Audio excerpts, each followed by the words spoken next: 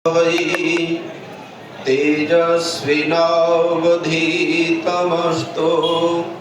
मा विद्विषावहै।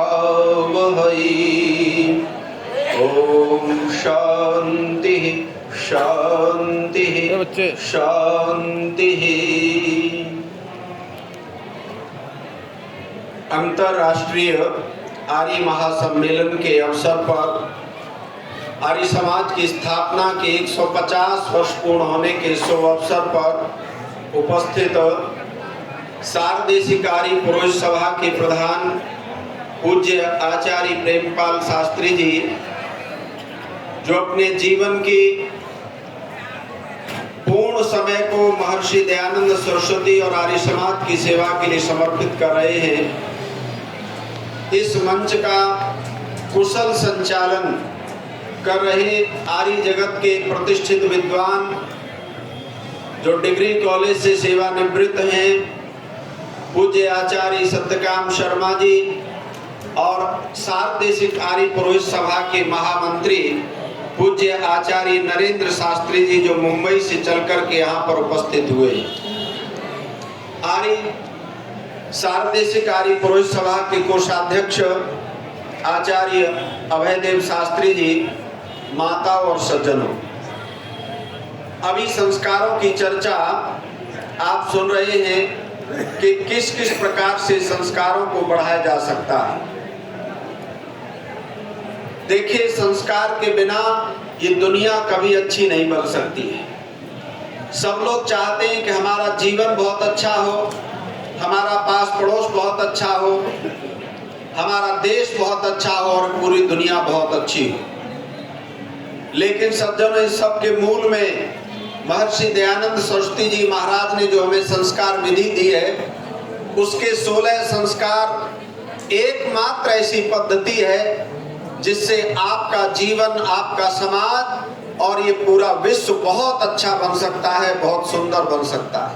लेकिन याद रखना, परमात्मा की व्यवस्था में कर्म का फल मिलता है।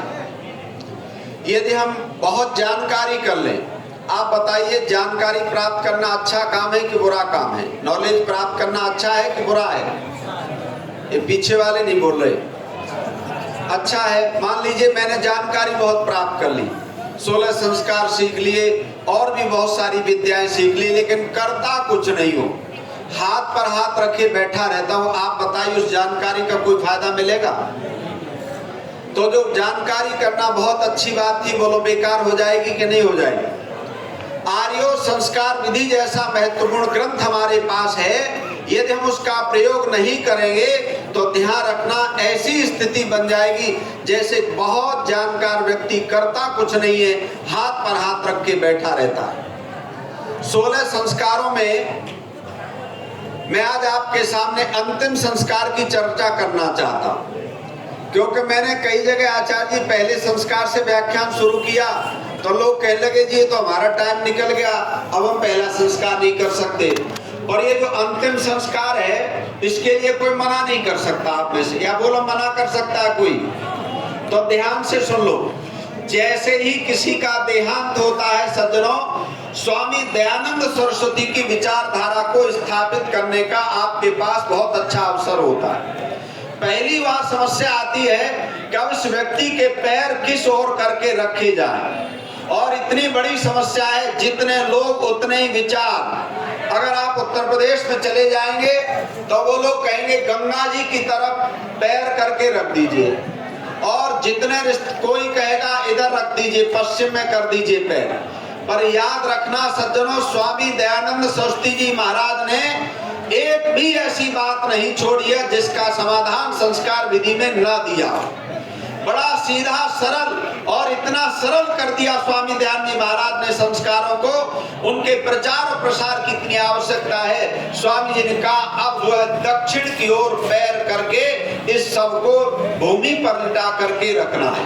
कौन सी दिशा में पैर रखने चाहिए? याद कर लो, बोलो सब जने, जोर से बोला एक बार। देखिए, आर्यों का सत्संग है, या झूठ का काम नहीं चलता।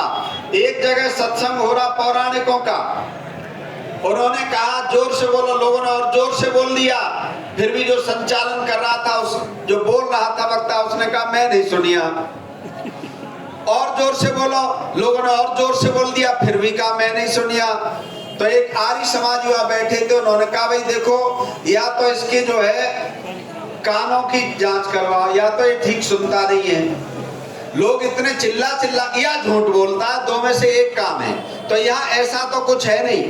देखिए सज्जनों, इतनी भारी समस्या पैदा हो जाती है, किधर पैर करके रखे। तो समाधान ऋषि ने दिया कि नहीं दिया? एक दूसरी मुसीबत और आजकल चल रही है। अगर वहां पर बेटी है और उसका पति आ गया, आप जानते हैं उसको दामाद कहते हैं, तो कई रिश्तेदार खड़े हो जाएंगे, बोला हाथ मत लगा देना। क्या मत लगा देना जी? अगर वो वहां से चम्मच भी उठाने की कोशिश करे तो लोग कहेंगे हाथ मत लगा देना। बोला क्या बात है, ये पता किसी को नहीं। आप बताइए, ऐसे अंधविश्वासों ने क्या किया? आज कन्याएं सेकेंडरी हो गई और हर आदमी जिसको आप चाहेंगे वो पुत्र की इच्छा कर रहा है, लड़के की इच्छा कर रहा है। हमने पूछा ऐसा क्यों कर रहे हो? बोला जी मेरी मृत्यु हो जाएगी तो दामाद तो हाथ भी नहीं लगा सकता। अब ये ऐसे अंधविश्वासों का समाधान महर्षि दयानंद जी महाराज ने दिया। सज्जनों, पुत्र और पुत्री में कोई भेद नहीं होता है। वेद में कहीं नहीं लिखा कि कन्या अंतिम संस्कार नहीं कर सकती है। आप बताइए, जिन परिवारों में एक ही कन्या होती है, वैसे तो ये बहुत गलत बात है, क्योंकि वेद का प्रचार प्रसार नहीं। वेदों का प्रचार प्रसार हो जाए तो आप जानते हैं अधिक से अधिक कितनी संतानें होनी चाहिए घर में? बहुत धीरे बोल रहे हैं लोग। अधिक से अधिक कितनी होनी चाहिए? 10 संतानें होनी चाहिए और 11वीं संतान पति को समझना चाहिए। तो एक तो समस्या खत्म हो जाएगी। ध्यान रखना सज्जनों, कहीं पर किसी ग्रंथ में ऐसा नहीं लिखा कि जो है दामाद किसी वस्तु को, सामग्री को, पदार्थ को या सब को हाथ नहीं लगा सकता। इन अंधविश्वासों को छोड़ो। और वहां पर क्या इंतजाम करना चाहिए? संपन्न से संपन्न व्यक्ति, ध्यान रखना, उस समय घर के लोग तो शोक में होते हैं, लेकिन रिश्तेदार जो इकट्ठे होते हैं वो आर्य न होने के कारण, चाहे 60 किलो का शव है, चाहे 80 किलो की डेड बॉडी है, बस 2 किलो या 5 किलो 10 किलो घी में जा करके और सूखा जला करके चले आते। बोलो वायु से रोग फैलेंगे कि नहीं फैलेंगे? आर्य आज व्रत लेकर के जाना, ये अवसर दिया है 150 वर्ष की स्थापना के माध्यम से आर्य समाज के लोगों ने। जैसे ही देहांत होता है वहां पर शरीर के भजन के बराबर घी आदि पदार्थों का प्रबंध करना चाहिए, धर्म है। और याद रखना, ऐसा प्रबंध हो सकता है, इसमें कोई दिक्कत नहीं।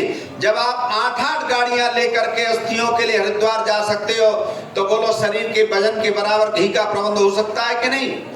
एक गाड़ी का खर्चा जितना होता है उसमें 2-3 बड़े आराम से घी के आ सकते हैं। केवल आपको प्रचार प्रसार करने की जरूरत है। ध्यान रखना, एक और इसके बाद समस्या आती है, जो पौराणिक लोग संस्कार कराते हैं। आप बताइए, नियम तो ये है कि डेड बॉडी जो वहां पर शव रखा हुआ है उसका अंतिम संस्कार करना धर्म है। उसको मारना कहीं पर भी धर्म नहीं लिखा किसी ग्रंथ में। आप गूगल पे चाहो तो सर्च कर लेना। लेकिन कितना अनर्थ हो रहा है। एक तो सूखा लेकर के गए और जैसे तैसे वो बॉडी जलने को हुई, वैसे एक बांस लाठी दे दी, बोला इसके सर में मार। अब आप बताइए, जीते जी सर में दर्द करते रहे, कभी सुख से रहने नहीं दिया इस व्यक्ति को। आज अंतिम संस्कार हो रहा था। याद रखना, जो किसी ग्रंथ में नहीं लिखा कि आप वहां जाकर के लाठी मारे। लिखा है कहीं? बताओ। और सारे शमशान भूमि पर चूंकि ये विद्या का प्रचार प्रसार कम होने के कारण ऐसे अन्याय और अधर्म वहां पर होते हैं। तो मेरा आप सब जनों से निवेदन है कि संकल्प अवश्य लें, शरीर के वजन के बराबर घी आदि सामग्री होनी चाहिए। और यदि कुछ करना ही चाहते हो तो शमशान भूमि में जाकर के अलग से चूल्हा बना करके पहले कुछ कार्य करता चले जाए और घी में सारी औषधियां, केसर, जावित्री, जायफल सब मिला करके गर्म करके और बढ़िया 4 चमचे बना करके और उनसे घी की आवतें जो संस्कार विधि में मंत्र लिखे हैं उसके अनुसार हमको अंतिम संस्कार करना चाहिए। और सुनो, रिश्तेदारों को जल्दी हो सकती है, याद रखना तुम्हारा ये अंतिम साथ है। अरे जीवन भर वो तुम्हारे लिए मरता रहा, दिन और रात एक करता रहा, कि आज अंतिम संस्कार के समय जब तक वो शव नहीं जल जाता तब तक आप अंतिम संस्कार के लिए शमशान भूमि में रुक नहीं सकते। रिश्तेदार जाना चाहे तो चले जाने देना, लेकिन घर के लोगों की जिम्मेदारी है, जब तक वो शरीर भस्म नहीं हो जाता तब तक शमशान भूमि से आपको हट करके वहां से नहीं आना चाहिए। और ध्यान रखना, जब तीसरा दिन हो तब जाकर के अस्थि चयन का विधान संस्कार विधि में लिखा हुआ है। आर्यो, एक अंतिम संस्कार ढंग से हो जाएगा तो वहां पर देखना। और ऐसा हुआ, सार्वदेशिक आर्य पुरुष सभा के प्रधान आचार्य प्रेमपाल शास्त्री जी साक्षी हैं। मेरे पिता पूज्य रणवीर सिंह वानप्रस्थी जी का अंतिम संस्कार हुआ, आचार्य वागीशी ने अंतिम संस्कार कराया।